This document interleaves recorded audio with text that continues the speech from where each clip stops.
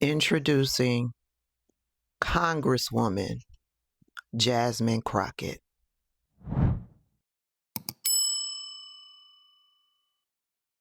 This debate, my heart simply broke.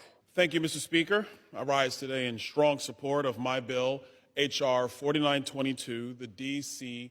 Crimes Act.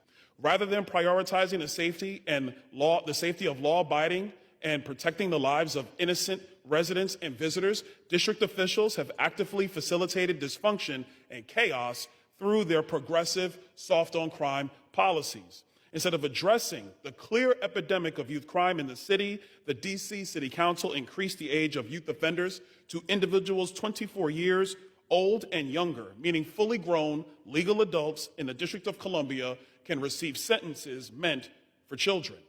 This is simply insane, and that is why I introduced the D.C. Crimes Act, which lowers the definition of youth from under the age of 25 to under the age of 18, removes the ability of judges to sentence youth offenders below mandatory minimum guidelines, and requires the D.C. Attorney General to establish a public website containing much-needed statistics on juvenile crime in D.C.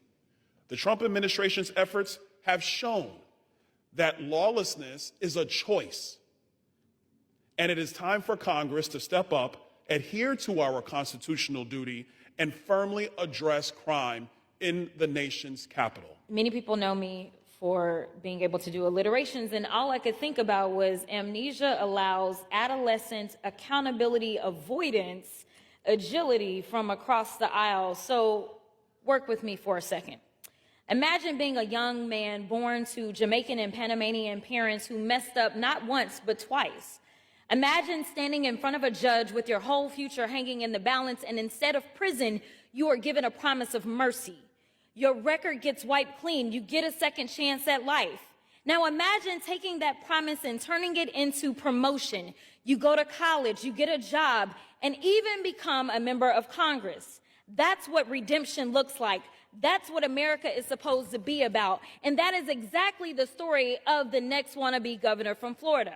As a young man, he went through pretrial diversion for misdemeanor marijuana possession. As an adult, yet younger than 24, he was charged with and ultimately placed on probation for felony bribery charges, which ultimately were 2 expunged. He was given a 3rd chance, and now he's the face of a bill that would not afford young people in Washington, D.C. the same opportunities afforded to him. Let me be real. If he had grown up under Donald Trump's America or under the very D.C. crime bill he's pushing today, he wouldn't be standing here as a member of Congress. He'd still be living with the weight of those charges. So let's call this what it is, opportunities for me, but not for thee. He climbed the ladder of redemption, and now he's yanking it right up from the D.C. youth. See, most of us were taught to lift as you climb, but clearly some have forgotten to lift as they climb, and now they are committed to telling the next generation to pull themselves up by their bootstraps. I will not sit quiet while a man who was saved by grace turns around and tries to snatch grace away from others. If we're going to be real about crime, about communities, lady's time has expired. I'd like to yield for an additional minute, please. Gentlewoman is recognized. About second chances and even 3rd chances, then it needs to start with us looking in the mirror and remembering that even the author of this bill has a story too before he tries to lecture D.C. on safety. And it would be complete hypocrisy to have, hypothetically, someone convicted of 34 felonies to lecture D.C. on what to do with youthful offenders who have been scientifically shown not to have fully developed brains under the age of 25. Especially if said multi-count convicted felon was in his 70s when he was convicted. What would be his excuse? Because his brain would be fully developed, and with that, I will yield back. Remember in a video a few weeks ago, I told y'all that you have got to research your candidates, Democrats or Republicans or third party. You have got to research those candidates. You cannot look at a political candidate and think to yourself, oh, that political candidate looks like me, so he's going to do right by me.